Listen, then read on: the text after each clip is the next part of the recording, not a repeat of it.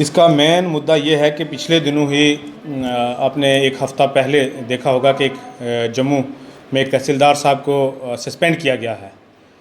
और उसी के चलते जब बहुत सारा वो मैंने पहली बार देखा कि कोई ऐसा फंक्शनरी जो गवर्नमेंट एजेंसीज़ के लिए काम कर रहा हो तो उसको सस्पेंड करने के बाद पब्लिक में, स्पेशली सोशल मीडिया में हो या किसी भी तरीके से, डिफरेंट तरीके से लोगों ने उनके हक़ में आवाज़ उठाई है। तो मैं उनको पर्सनली भी जानता हूं, तहसीलदार साहब को। वो पुंछ से आते हैं और एक बड़े ही मेहनती तहसीलदार साहब थे और बड़े ही लगन से काम करते थे। जहां तक मैंने उनको जाना है, क्योंकि उन्होंने मेरी कंस्टिट्यूंसी में भी काम किया है, मेंढर में भी, तो मैं हालांकि उनके पर्सनली कभी नहीं मिला, और लेकिन उनका काम करने का अंदाज़ जो था वो बहुत ज़बरदस्त था। लेकिन जिस तरीके से उनको सस्पेंड किया गया है वो सरकार की जो नाकामियों को छिपाने के लिए, मैं कहूँगा कि अपनी नाकामियों को छिपाने के लिए उनको जो है बलि का बकरा बनाया गया है। इस प्रेस कॉन्फ्रेंस के माध्यम से मैं ये कहना चाहता हूँ कि अगर नायब तहसीलदार जो तहसीलदार साहब थे शहर खास के जम्मू में, रविशंकर जी, उनको अगर सस्पेंड किया गया है तो हम इस प्रेस कॉन्फ्रेंस के माध्यम से ऑनरेबल लेफ्टिनेंट गवर्नर साहब से, मनोज सिन्हा साहब से ये पूछना चाहते हैं कि आप डिफरेंट लोगों के लिए डिफरेंट जो है कैटेगरीज बना के क्यों करते हैं।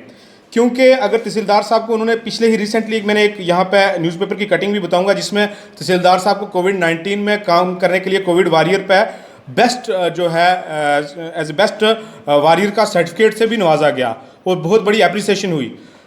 लेकिन उसके बावजूद मैं ये पूछता हूँ कि क्या जो इन्होंने सस्पेंशन की है उसमें क्या इन्होंने ये लिखा था कि नॉन परफॉर्मेंस बेसिस पे, कि अगर कोई इन्होंने इतना कैटेगरीज रखी थी कि इन्होंने मंथ में या वीक में या 10 दिन में इतने सर्टिफिकेट्स बनाने थे, डोमिसाइल सर्टिफिकेट्स, तो वो नहीं बना पाए। अगर ऐसा नहीं है, सबसे पहले तरीका ये होता है कि आप शो काज नोटिस इशू करो, आप उसको समझाओ, उसको बजाओ, या उसके साथ और तरीके अपनाएं। आपने एकदम से सस्पेंड कर दिया तो हम ये इमीडिएट पहले ये मांग करते हैं कि उनको बहाल किया जाए। अगर ऐसा नहीं होता है तो राजौरी पुंछ की आवाम और जितने भी लोग हैं वो उनके हक़ में आवाज़ बुलंद करेंगे और डिफरेंट तरीक़ों से आवाज़ बुलंद करेंगे। दूसरा मैं यही कहना चाहता हूँ, अगर वाकई ही सरकार सिंसियर है, सिंसियरली काम करना चाहती है, तो फिर दोहरा मेयार क्यों अपना रही है सरकार। देखिए रिसेंटली आपने ये देखा, मैं जो ये आपको दिखा रहा हूँ, ये स्टेट टाइम का कॉलम है। उसमें स्टेट टाइम के कॉलम में जम्मू यूनिवर्सिटी के स्कॉलर्स हैं लॉ डिपार्टमेंट के, क्योंकि मैं खुद एक लॉ डिपार्टमेंट से पढ़ा हुआ स्टूडेंट हूँ, मैं पास आउट हूँ वहाँ से। तो ये स्टूडेंट्स ये कह रहे हैं इसमें कि उनको बहुत ज़्यादा जम्मू यूनिवर्सिटी लॉ डिपार्टमेंट की तरफ से हरास किया जा रहा है। और उसकी हरास करने की वजह यह है कि यूजीसी की गाइडलाइंस ये कहती हैं कि जब भी कोई भी स्कॉलर इनरोल्ड होता है लास्ट पीएचडी के लिए, तो विद इन 1 ईयर यूजीसी की गाइडलाइंस ये कहती हैं कि उसको जो है इनरोल किया जाए। लेकिन यहाँ पे 2017 में ये क्लियरली आप देख सकते हैं, 2017 में स्टूडेंट्स ने कहा कि हम इनरोल्ड हुए, 2020 आ चुकी है, अभी हमें रजिस्ट्रेशन नहीं हुई है। ये एक बहुत बड़ा सवाल है। और दूसरा मैं उन्हीं की परफॉर्मेंस पे अब सवाल उठाऊंगा। ये देखिए, ये मेरे पास कुछ पेपर हैं। ये जो पेपर्स हैं, ये एक पील है, कोर्ट में लगी हुई है, और ये पील जो लगाई है ये जम्मू एजुकेशन सोसाइटी ने लगाई है, और लगाई है किसकी, जम्मू यूनिवर्सिटी के जो लॉ डिपार्टमेंट के हेड हैं प्रोफेसर कुलवंत सिंह साहब के खिलाफ। और उसमें ये कहा गया है कि जो प्रोफेसर कुलवंत सिंह साहब हैं उनके ऊपर डिफरेंट किस्म के चार्जेस हैं। देखिए उनके ऊपर पहला चार्ज है ये national commission of women in harassment, जो एक ये केस ऑलरेडी चल रहा है। दूसरा ये पिल में ये कहता है, मैं थोड़ा सा आपको पढ़ दूं, ये जो पिटिशनर ये मांग कर रहा है, ये कह रहा है कि that the petitioner are officially of Jammu education society body are working in a Jammu province for promotion of quality education and improvement of educational system. फिर नीचे दूसरे लाइन में कह रहा है कि Jammu education society social organization works for the welfare of society and students community and also for the upliftment of the education in the state of J&K. Third point में कह रहा है that the Jammu University has adopted rules and procedures of the committee against sexual harassment. That on 5/9/2012 a complaint was filed against respondent number 4. Respondent number 4 इस bill में है mister Kulwant जी साहब। When he was the director of law school, University of Jammu, by a female teacher of law school, alleging sexual harassment.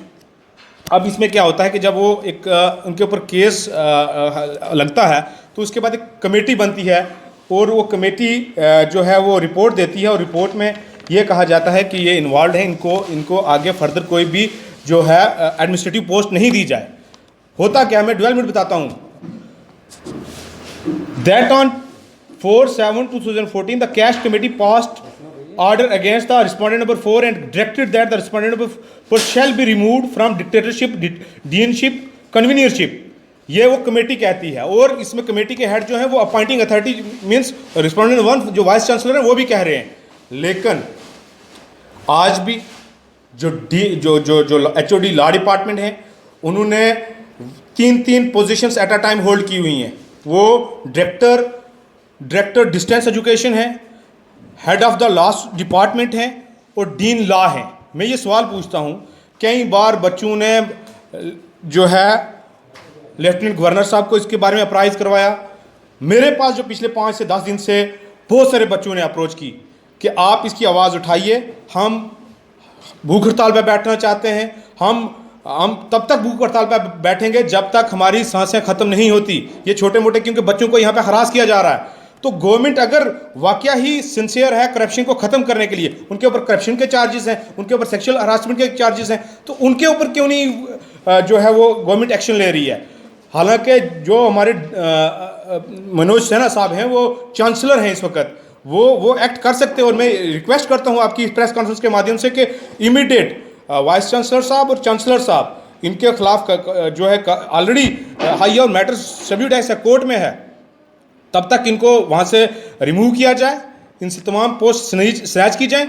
नहीं तो हम लोग रोडों पे आएंगे, हम लोग यूनिवर्सिटी बंद करेंगे, गिराव करेंगे। मैं उन तमाम स्टूडेंट्स के साथ हूँ क्योंकि स्टूडेंट्स का मसला है। अगर 2017 में स्टूडेंट्स ने रजिस्ट्रेशन करवाई है अपनी, तो अभी तक उनको जो है रजिस्टर नहीं किया है। 2020 चल रहा है, 3 साल में यहाँ पे ऑलरेडी जो है अनएम्प्लॉयमेंट है, हर तरह के यहाँ पे ऑलरेडी जो स्टूडेंट्स हैं वो डिप्रेशन का शिकार हो रहे हैं, तो उनको और ऊपर से टार्चर किया जा रहा है। ये काबिल मजम्मत है और हम इसके सख्त अल्फाज में मजम्मत करते हैं। तो मैं यही इस प्रेस कॉन्फ्रेंस के माध्यम से 2 मुद्दे उठाना चाहता हूँ कि हम लॉ अबाइडिंग सिटीजन्स हैं, हमें जो लोग काम करते हैं आप उनको काम करने नहीं देते, और जो लोग काम नहीं करते आप उनको करप्ट लोगों के लिए और जो जिनके ऊपर किसी का हाथ है उनको आप अवार्ड और उनको प्रमोशन से नवाजते हो। यहाँ पे बहुत सारे ऐसे ऑफिसर्स हैं, फिर आप अगर करना है तो बहुत सारे डेडवुड लिस्ट जो है वो निकालिए जो बिल्कुल काम कर नहीं रहे हैं ऑफिसर। आपको सिर्फ एक रविशंकर जी साहब ही मिले थे, उनके ऊपर आपने कार्रवाई की। तो मेरा इसी प्रेस कॉन्फ्रेंस के माध्यम से यही रहेगा कि आप इसके ऊपर कार्रवाई की जाए। ये दोनों मैं किसी के ऊपर जाती नहीं कर रहा हूँ, या कुलवंत साहब से मेरा कोई जाती नहीं है, लेकिन मैं सिर्फ ये पब्लिक डोमेन में ही चीज़ें लाना चाह रहा था कि अगर आप लोग वाकई ही सिंसियर हैं, आप अगर वाकई ही सिंसियर हैं, आप वाकई ही अगर सिंसियर हैं, काम करना चाहते हैं, फिर दोनों तरीके से करें।